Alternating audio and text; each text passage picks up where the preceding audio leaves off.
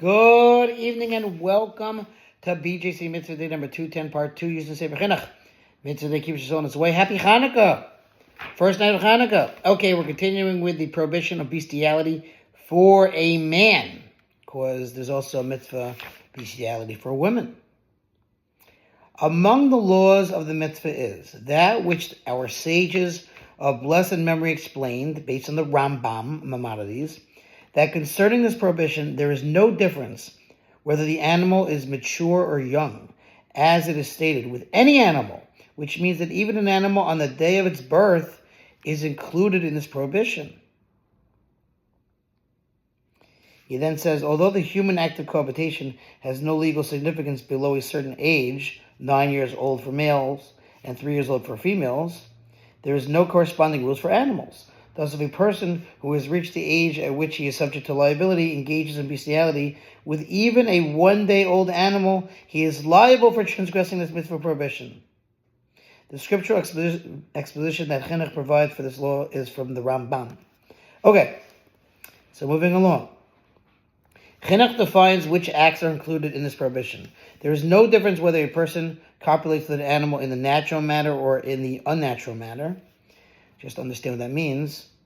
All copulation with an animal is, of course, unnatural. Natural and unnatural in this context refers to the natural and unnatural way that a man cohabits with a woman. Okay. In all instances, once he performs ha'ara, the beginning of the act of copulation, to the animal, which means that he inserts the tip of the crown of the member, or allows an animal to begin the act of copulation with him, both of them, the person and the animal, are put to death by skila stoning.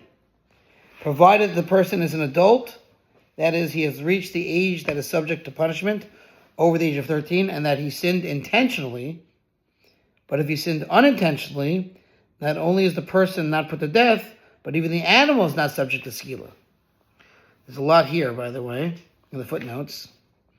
Chinuch states the law of a minor who commits bestiality.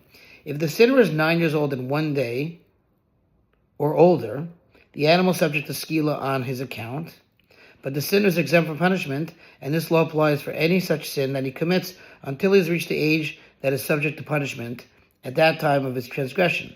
It is nevertheless appropriate to discipline him in some way to stop his deviant behavior. And if the sinner is younger than 9 years old in 1 day, not only is he not disciplined, but even the animal is not subject to skila on his account.